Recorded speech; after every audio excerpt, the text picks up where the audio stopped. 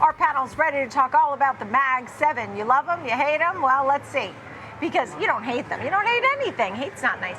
But the truth of the matter is you're seeing a lot of names hitting new highs. So let's get to the pros. Rebecca Walser, president of Walser Wealth Management, and Matt Tuttle, CIO, Tuttle Capital Management. So glad you're both with me here today.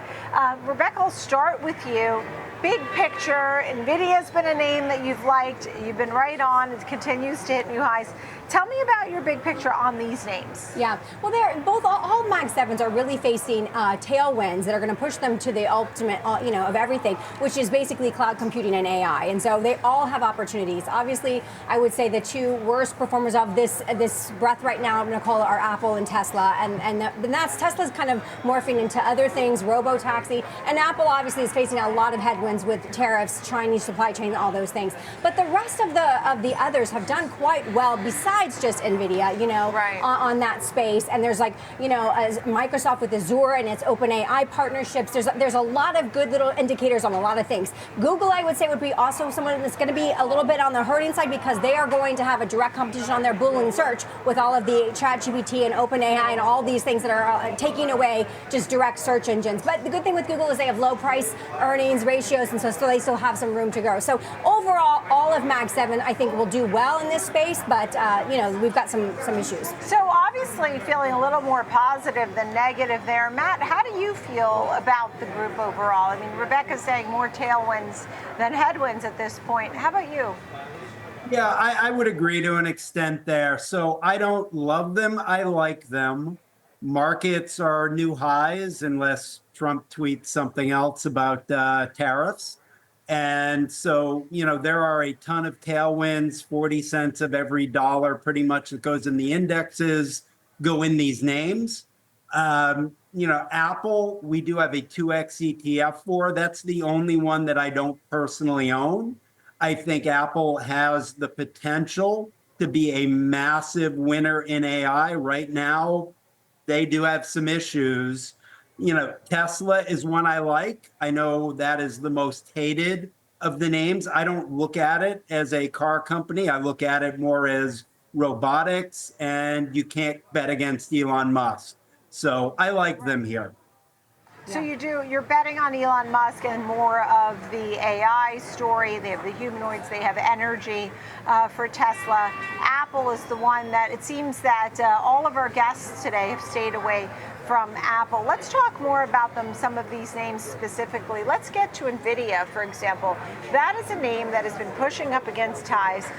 What do you think continues is the catalyst to propel Nvidia higher? Well, it's obviously their monopoly, almost monopolistic on their chips, obviously, as we know. But we really see like a 180 price target for them in the next 6 months, and they're at 157-ish right now. Obviously, to his point, we did hit all-time highs, a lot of positive momentum until Trump tweeted about Canada, right. and a pause on their talks. This is what we're facing, Nicole. We're at the fourth industrial revolution. We're at the point of monetization on a lot of these names, and then we've got this tariff policy with Trump. So I think that people just have to accept it. It's going to be a little bit volatile, and that's okay because we are still in the process of monetization for the fourth industrial revolution. Right, understood. Yeah, we have a termination of talks with Canada right now that's happening. We'll see what happens. We did get good news pertaining to the EU today. But Matt, when you look at the names, what about a name like Microsoft? We haven't talked much about that. Yeah, I mean, Microsoft, so we write a daily newsletter and we talk about investment themes. And we're looking at, what are the top themes and who are the winners? And Microsoft shows up as number 1 or 2 in just about every theme we're looking at. So I think Microsoft is a stock you've got to own. Are you going to get a ton of alpha from owning Microsoft? No, you're not. But, it's a stock you've got to own. It is across all areas right now of AI. Understood. I mean, what about Netflix? Should that have been, it was in FANG originally, and then we did the Mag 7 and Netflix was left behind. Right. Do either of you think Netflix should have been in the Mag 7 and should be Mag 8? Either one of you?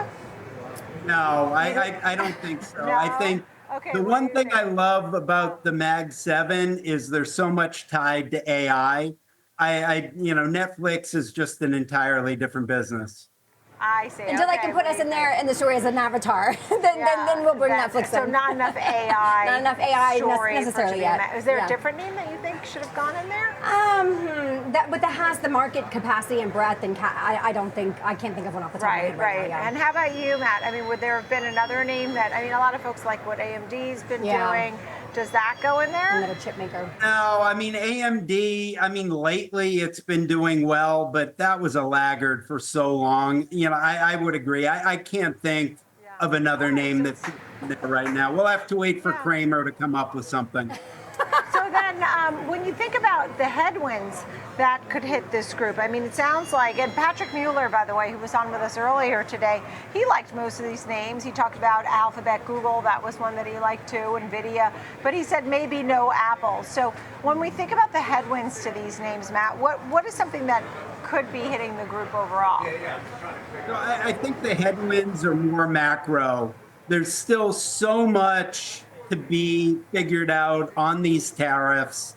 As we've seen, Trump can kind of pivot. He sends out a tweet about China and this thing comes crashing down. So we've got that. We had weak GDP. We got to see what that's all about. I think we're going to see a coup at the Fed and the Fed's going to cut, or I think they're going to cut more aggressively than we think. But if that doesn't happen, so I think the headwinds right now are macro uncertainty. Yeah. And cuts would help. Every time rates go lower, that does help the tech group overall. Final thoughts? I would say, Nicole, I would just add to what Matt's point was, is that we have a lot of debt being refinanced Q3 and Q4 from 2020, all of the coronavirus stimulus that started. And so we need to have some cuts, because to refinance the debt that we wrote at such low rates on 25 basis points, now at the much higher 4.25 is a big problem. Yeah, that's something that we've talked about. So we'll continue to focus on that story. Liquidity. And that's something that Trump has focused on. We need liquidity. When they have the U.S. debt, they want to be able to refinance at a lower rate because they got it for next to nothing, right? So exactly. There you have it. Good to see you both, Matt Tuttle and also Rebecca Walser. Thank you.